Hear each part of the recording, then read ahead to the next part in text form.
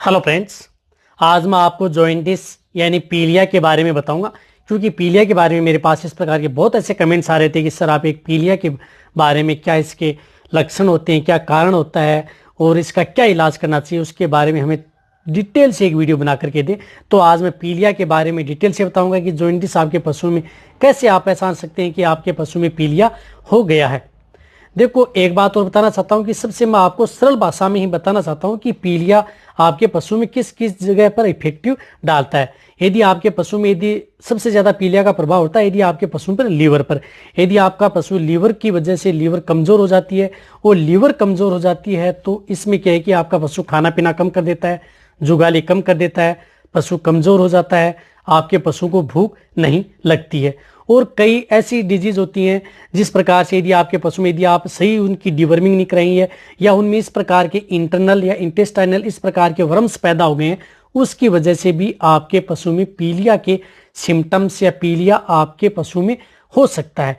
तो इसमें डिवर्मिंग का भी बहुत बड़ा रोल है और लीवर का भी बहुत बड़ा रोल है। और या कोई जिस प्रकार से यदि आपके पशु में किसी भी प्रकार के जैसे प्रोटोजोआ जनित रोग हुआ है, जैसे प्रोटोजोआ जनित रोग हो गया, बेबीसियोसिस है, जिसमें ट्राइपेनोसोमिसिस है, जो अदर जो प्रोटोजोआ जनित रोग यदि आपके पशुओं को हो गए हैं, क्योंकि प्रोटोजोआ जनित रोग क्या करता है कि आपके पशु में जो आरबीसी के अंतर्गत जो प्रोटोजोआ होते हैं वो ब्लड का बहुत ही लॉस करते हैं। तो यदि प्रोटोजोआ की वजह से आपके पशु का टेम्परेचर हाई हो जाता है, टेम्परेचर जब हाई होता है तो आपके पशु में जो ब्लड है वो पेशाब के साथ बाहर आने भी लग जाता है, जिससे आपके पशु में क्या एनीमिया के सिम्टम्स हो जाते हैं। एनीमिया की सिम्टम्स ये है कि आपके पशु में जिस प्रकार से आरबीसी के अंतर्गत क्या है कि हीमोग्लोबिन की मात्रा कम होने लगती है।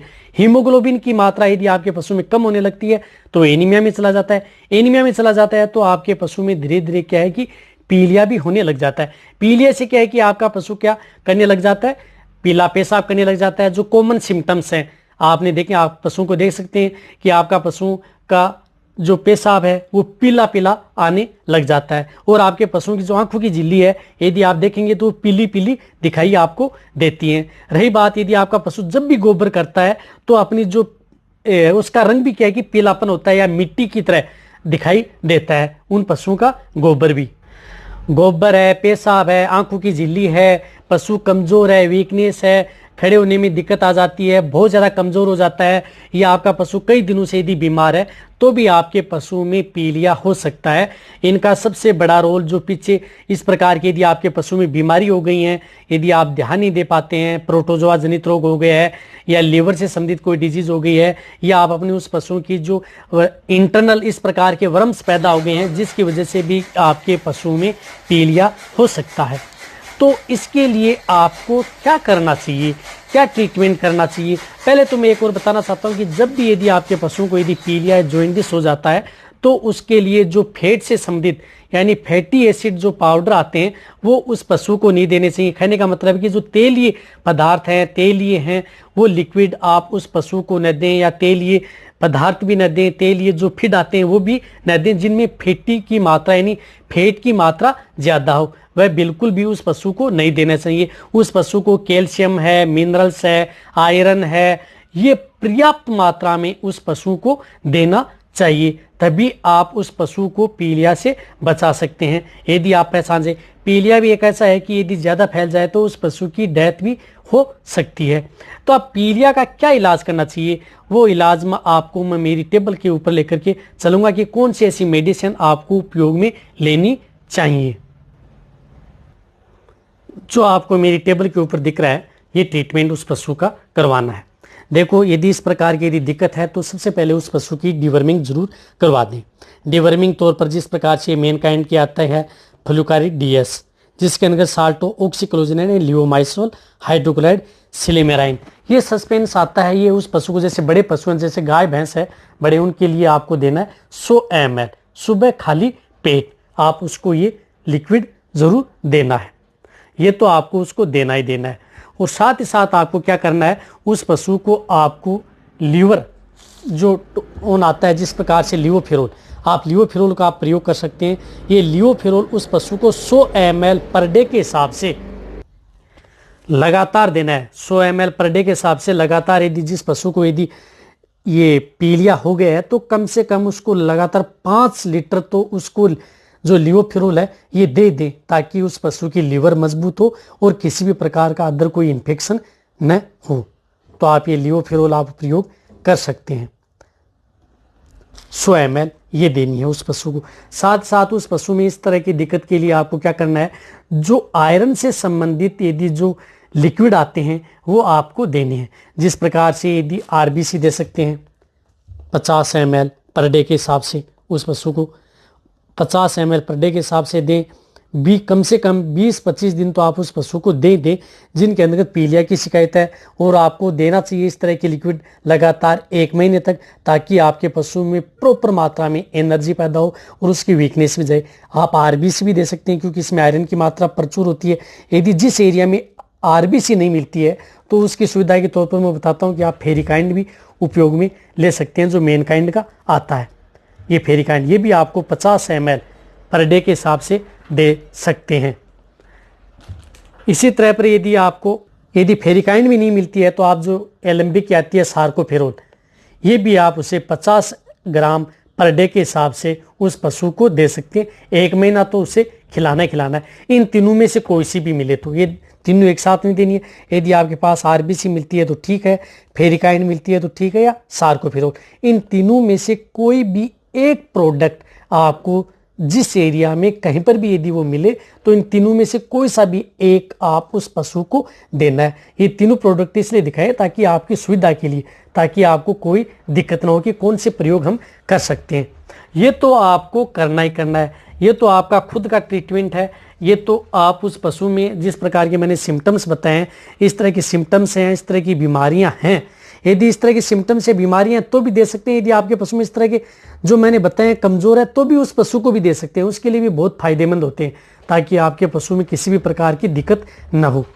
अब रही बात डॉक्टरी ट्रीटमेंट की, यदि आपके पशु इनसे यदि कोई रिकवरी नहीं ले पाता है तो पीलिया में, ये तो आपको देना इस तरह के सिम्टम दीजिए, तो आपको उस पशु में पशु चिकित्सक से आपको ये इलाज करवाना है। तो सर्वप्रथम आपको उसमें बी कॉम्प्लेक्स या लिवर एक्सटेट, क्योंकि इसमें लिवर पर बहुत बड़ा रोल होता है, तो आपको बेलामाइल जो इंजेक्शन आता है वो आप उस पशु को, बड़े पशुओं को 15 ml इंट्रामस्कुलर पर डे के हिसाब से, जो बेलामाइल, यानी इसके बारे में डिटेल से जाना है तो मेरे चैनल पर एक डिटेल से वीडियो बनी हुई है कि ये बेलामाइल इंजेक्शन क्या क्या काम करता है। ये सिर्फ और सिर्फ इंट्रामस्कुलर उस पशु को लगाना है 15 ml पर डे के हिसाब से, लगातार 5 से 6 दिन दें उस पशु को। और साथ साथ आपको कैल्शियम इंजेक्शन, जिस प्रकार से मेन काइंड का कैल्शियमस्ट इंजेक्शन है, ये उस पशु को 20 से 30 ml इंट्रामस्कुलर ओनली, ये इंजेक्शन भी उस पशु को देना है जिसके अंतर्गत पीलिया की शिकायत है, जॉइंटिस हो चुका है। ये भी उस पशु को लगातार कम से कम 3 दिन तो उसको ये कैल्शियम का इंजेक्शन दे इंट्रामस्कुलर।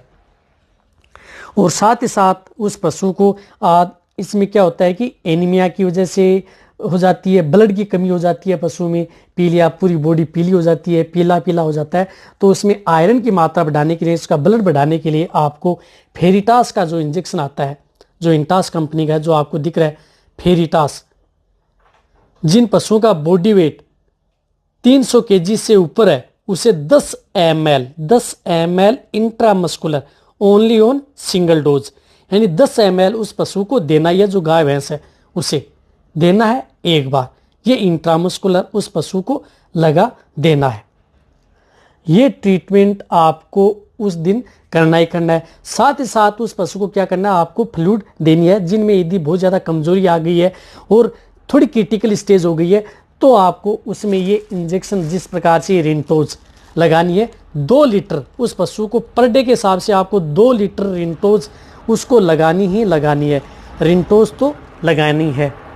अब इस आईवी फ्लूइड के अंदर आपको डालना है ट्राइबीवेट। ये ट्राइबीवेट आपको उपयोग में लेना है 20 ml आईवी इस रिंटोज के अंदर डाल करके 20 ml पर डे के हिसाब से। ये रिंटोज भी उस पशु को लगातार जब तक ठीक नहीं हो जाता 3 दिन से लेकर के 5 दिन तक आपको रिंटोज ट्राइबीवेट अंदर डाल करके उस पशु को ये लगातार आपको देना है। जो मैंने इंजेक्शन, ये तीनों इंजेक्शन आपको इंट्रामस्कुलर सिर्फ फेरिटास एक ही दिन लगाना है, और ये इंजेक्शन और रिंटोज व ट्राइबीवेट आपको लगातार 3 से 5 दिन, जब तक आपके पशुओं का पीलिया ठीक नहीं हो जाता है, आपका पशु चलना स्टार्ट नहीं कर देता है, आपका पशु आराम से खड़ा होना, आराम से चलना, उसकी किसी भी प्रकार की उसमें कोई दिक्कत नहीं रह जाती है, तब तक आपको ये ट्रीटमेंट पशु चिकित्सक से करवाना है।